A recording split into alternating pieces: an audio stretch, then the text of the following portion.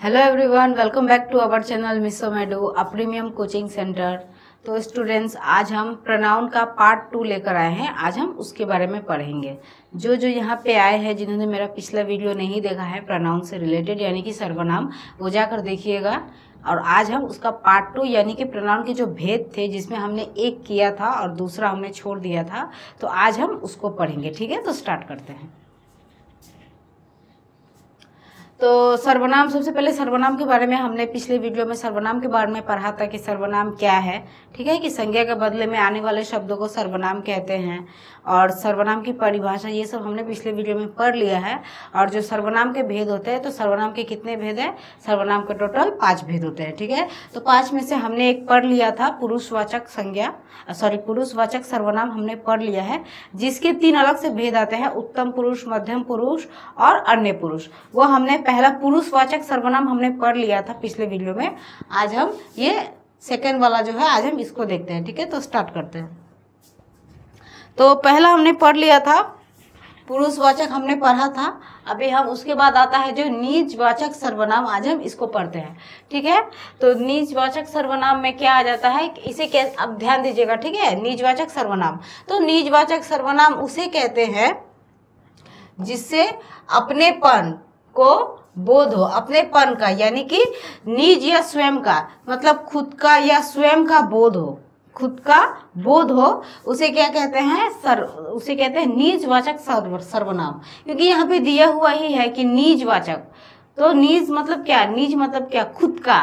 खुद का, अपना, खुद का। तो वैसे ही निजवाचक सर्वनाम किसे कहते हैं?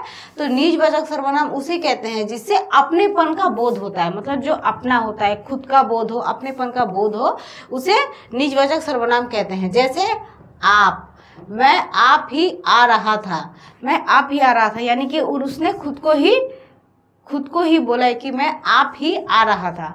ठीक है, वो अपने आप ही आ रहा था। ठीक है, तो समझ में आ रही है? निजवाचक का बोध हो यानी कि जिससे अपनेपन का बोध हो, खुद का या अपनेपन का बोध हो। ठीक है, जैसे आप, ये आप क्या हो गया?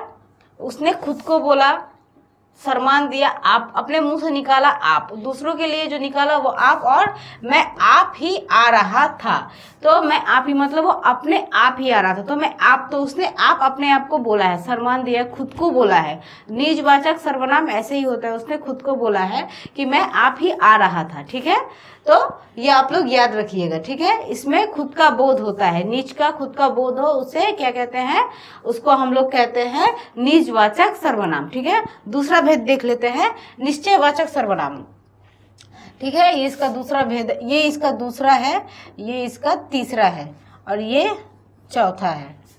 ठीक है, तो हम लोग सबसे पहले ये निश्चयवाचक सर्वनाम देखते हैं कि ये कैसे होता है। तो ये ध्यान दीजिए कि जिस सर्वनाम से वक्ता के पास या दूर की किसी निश्चित बात का बोध हो, जिस सर्वनाम से वक्ता यानी कि जो बोल रहा है, ठीक है, उसके पास या दूर की किसी निश्चित बात का बोध हो, उसे निश्चयवाचक सर्वनाम कहते हैं। जैसे ये मेरी कलम है, वह जाता है, यानी कि जो वक्ता है, जो बोल रहा है, वो जो बोल रहा है तो वो खुद के लिए ही हो। देखिए यहाँ पे वक्ता के पास या दूर की किसी निश्चित बात का बोध हो, निश्चित बात मतलब वो जो बोल रहा है वो उसका, जैसे कि ये मेरी कलम है, तो ये निश्चित बात हो गई, ये मेरी कलम है।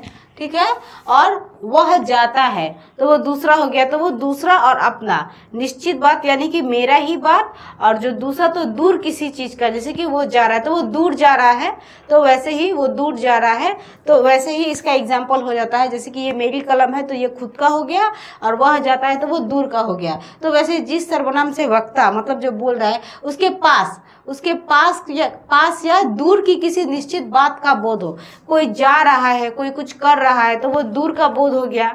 ठीक है, और पास में, जैसे कि मेरे पास ये लेजर पेन है, तो ये मेरा है, ये लेजर पेन मेरी है, तो ये मेरा खुद का बोध हो गया। इससे 2 निकलते हैं, एक खुद का और एक दूसरे का, मतलब पास का और दूर का। देखिए यहाँ पे किसी निश्चित बात का बोध हो, उसे निश्चयवाचक सर्वनाम कहते हैं। ठीक है, जिस सर्वनाम से वक्ता के पास या दूर की किसी निश्चित बात का बोध हो, मतलब नजदीक के पास का या खुद के पास का या दूर के किसी पास का बोध हो, यानी कि खुद के बात का या किसी दूर के बात का बोध हो, उसे क्या कहते हैं?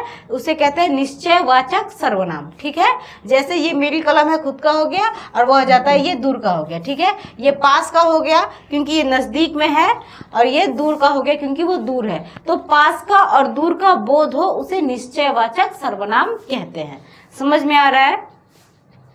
और यहाँ पे एक एग्जाम्पल के तौर पर ये दिया है कि यहाँ यह और वह दूरवर्ती का सूचक है, यानी कि ये मैंने इसलिए दिया है कि जहाँ पे यह हो, समझने के लिए जो आप लोगों के लिए थोड़ा इजी हो जाएगा। जैसे कि यहाँ जो यह दिया हुआ है, जैसे कि यह मेरी कलम है।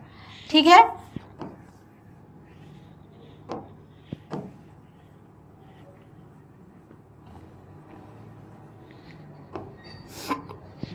यहाँ पे यह मेरी कलम है, तो ये जो यह है ये पास का सूचक है, मतलब निकटवर्ती। ठीक है, ये पास का सूचक है, और ये जो है वह, तो वह जा रहा है, वो कुछ कर रहा है, तो वह हमेशा दूसरों के लिए होता है, मतलब वो दूर का सूचक है। यह पास का सूचक होता है यहाँ, और वह जो है वहाँ वो दूर का सूचक होता है। तो ये एग्जाम्पल के तौर पर दिया गया है कि यहाँ यह निकटवर्ती यानी कि नजदीक का सूचक होता है, ये नजदीक को दिखाता है, और दूसरा जो है वह यानी कि दूरवर्ती का सूचक, तो यहाँ पे जो वह है वो दूर का दिखाता है। समझ में आ रहा है? तो ये नजदीक का हो गया, ये दूर का हो गया, ये उसका सूचक है, यानी कि इसको दिखा रहा है। ठीक है, अब चौथा देख लेते हैं हम लोग, अनिश्चयवाचक सर्वनाम। तो पहला देखा निश्चयवाचक सर्वनाम, यहाँ पे पास का और दूर का बोध हो। ठीक है, तो उसे क्या कहते हैं? निश्चयवाचक सर्वनाम।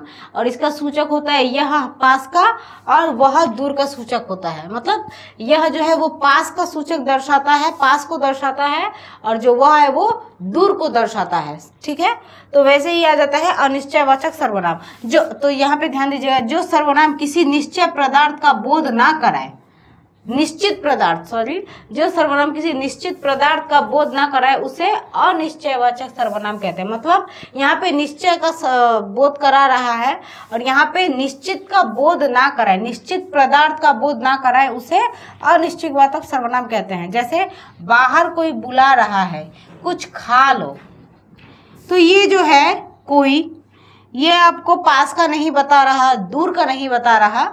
ठीक है, तो ये कुछ और बता रहा है, क्योंकि यहाँ पे दिया हुआ है किसी निश्चित पदार्थ का बोध ना कराए, तो कोई बुला रहा है। ठीक है, कुछ खा लो, तो कुछ क्या हो गया? तो यहाँ पे कोई भी कुछ क्लियर नहीं है कि क्या है नहीं है, तो वैसे ही कुछ खा लो मतलब कुछ भी, और बाहर कोई बुला रहा है तो कोई भी। ठीक है, तो इससे कुछ भी निश्चित नहीं है, क्योंकि यहाँ पे निश्चित दर्शाता है, यहाँ पे निश्चित नहीं दर्शाता है। यहाँ पे हम लोग बोल नहीं सकते कि कोई बाहर कौन बुला रहा है, वो तो निश्चित नहीं है। कुछ खा लो, क्या खा लो, वो भी निश्चित नहीं है। तो जो निश्चित ना हो उसे क्या कहेंगे? अनिश्चयवाचक सर्वनाम। जो निश्चित है उसे निश्चयवाचक सर्वनाम, और जो निश्चित नहीं है उसे अनिश्चयवाचक सर्वनाम कहते हैं। ठीक है, तो एग्जाम्पल के तौर पर जैसे बाहर कोई बुला रहा है, और दूसरा आ गया आपका कुछ खा लो। ठीक है, तो यहाँ पे मैंने ये द्रव्य मैंने इसीलिए दिया है कि कोई अनिश्चित व्यक्ति के लिए आता है। ठीक है, कोई जो कि निश्चित नहीं है, जैसे कि मैंने अभी बताया कोई निश्चित नहीं है, तो कोई अनिश्चित व्यक्ति के लिए आता है, और कुछ अनिश्चित वस्तु के लिए आता है। समझ में आ गया है? तो यहाँ पे कोई जो है वो अन्य किसी व्यक्ति को दर्शाता है, मतलब अनिश्चित, जिसका पता ना हो कि वो कौन है, कोई व्यक्ति को दर्शाता है, और कुछ जो होता है वो वस्तुओं को दर्शाता है। ठीक है, तो जिसका कोई निश्चित ना हो वो अनिश्चित वस्तुओं को दर्शाता है। समझ में आ रहा है? इसका स्क्रीनशॉट ले लीजिएगा। ठीक है, अब हम लोग दूसरा देखते हैं। हम लोगों ने क्या क्या निजवाचक सर्वनाम देखा, निश्चयवाचक सर्वनाम देखा, अनिश्चयवाचक सर्वनाम देखा। अब हम लोग दूसरा देखते हैं, जो है संबंधवाचक सर्वनाम। नाम से ही पता चलता है संबंध का बोध होता हो। ठीक है, आप लोग ऐसे आइडिया लगाइएगा। तो ये पांचवा हो गया और ये छठा हो गया। तो जो 5 है संबंध, जो 5 है वो क्या हो गया? संबंधवाचक सर्वनाम। ठीक है, तो जो सर्वनाम किसी वाक्य में ध्यान दीजिएगा संबंधवाचक सर्वनाम के बारे में। जो सर्वनाम किसी वाक्य में दूसरे सर्वनाम के साथ अपना संबंध प्रकट करता हो। जो सर्वनाम किसी वाक्य में, मतलब अगर कोई वाक्य लिखा हुआ है, ठीक है, जो सर्वनाम किसी वाक्य में दूसरे सर्वनाम के साथ अपना संबंध प्रकट करता हो, मतलब दूसरा जो वाक्य है उसके साथ भी ये जुड़ जाता हो, मिल जाता हो, संबंध प्रकट करता हो कि कहीं ना कहीं कुछ ना कुछ संबंध हो, जो वाक्य को दर्शाता हो, मिलता हो, उसे संबंधवाचक सर्वनाम कहते हैं। जैसे सुनिएगा, जो सो गया, सो खो गया, तो ये इसको दर्शाता है, ठीक है, संबंध मिल रहा है। जो सो गया वो खो गया। जो परिश्रम करता है वह सफलता प्राप्त करता है, ठीक है, ये भी सेम, जो परिश्रम करता है वो सफलता प्राप्त करता है, तो ये इसको दर्शाता है कि नहीं, ठीक है। अगर परिश्रम करोगे तभी सफलता प्राप्त करोगे, और जो सोएगा सो खोएगा, ये इसको दर्शाता है कि नहीं। तो वैसे ही जो संबंध को, जो एक वाक्य है वो दूसरे वाक्य में संबंध बना सके, ठीक है, अपना संबंध प्रकट करता है, जो संबंध प्रकट करता है उसको क्या बोलते हैं, संबंधवाचक सर्वनाम, ठीक है। दूसरा देखते हैं प्रश्नवाचक सर्वनाम। तो ये प्रश्न, कोई कैसा प्रश्न पूछे जाता है इसी को दर्शाता होगा। तो ध्यान दीजिए, प्रश्नवाचक सर्वनाम, जिस सर्वनाम में किसी तरह के प्रश्न पूछे जाने का बोध हो। ये तो बहुत इजी है। प्रश्नवाचक सर्वनाम का अर्थ क्या हो गया कि जिस सर्वनाम में किसी भी तरह के प्रश्न पूछे जाने का बोध हो, ठीक है। प्रश्नवाचक सर्वनाम क्या हो गया, जिस सर्वनाम में किसी प्रश्न पूछे जाने का बोध हो उसे प्रश्नवाचक सर्वनाम कहते हैं। जैसे तुम कहाँ जा रहे हो, ऐसे ही हो गया, ये एक प्रश्न आ गया। क्या खा रहे हो, कुछ भी पूछ सकते हैं। कौन आ रहा है, ठीक है। अब इसका द्रष्टव्य देख लेते हैं। इसका द्रष्टव्य कौन व्यक्ति के लिए प्रयुक्त होता है, क्या वस्तु के लिए प्रयुक्त होता है। ज़्यादा हार्ड नहीं है, ज़्यादा डिफिकल्ट नहीं है। ये इसलिए मैंने द्रष्टव्य मैंने इसलिए दिया है क्योंकि आप लोग का इसका मतलब थोड़ा माइंड में रहेगा, इससे प्रॉब्लम नहीं होगी। क्योंकि बहुत से स्टूडेंट लोग क्या करते हैं, गलती कर देते हैं, कौन क्या ये उनको समझ में नहीं आता। जब वो लोग ये सब बनाते हैं, जब लिखते हैं तो क्या कहीं और लगा देते हैं, कोई कहीं और लगा देते हैं, कुछ कहीं और लगा देते हैं, तो वो सब समझिएगा। तो कौन यहाँ पे व्यक्ति के लिए प्रयुक्त हुआ है, किसमें, प्रश्नवाचक सर्वनाम में, और क्या जो है वो वस्तु के लिए प्रयुक्त हुआ है, ठीक है। तो ये यहीं तक होता है, इसी पे ये सर्वनाम का टॉपिक पूरा खत्म होता है। तो आप लोग अच्छे से पढ़िएगा और एग्जाम में आए तो अच्छे से लिखिएगा। ये 5-10 मार्क्स का तो आ ही जाता है, कभी कभार आता है, लेकिन माइंड में रखिएगा, बहुत ज़रूरी होता है। और वीडियो पसंद आए तो लाइक कीजिएगा और शेयर कीजिएगा अपने फ्रेंड सर्कल में, ग्रुप में, अपने नज़दीकी आपके जो भाई बहन हैं जो आपके साथ पढ़ रहे हैं उनके साथ भी शेयर कीजिएगा, ताकि उन लोगों को भी हेल्प हो, ठीक है। और कुछ भी प्रॉब्लम है इससे रिलेटेड या और कुछ ग्रामर चाहिए तो आप मुझे कमेंट कीजिएगा और चैनल को सब्सक्राइब कीजिएगा।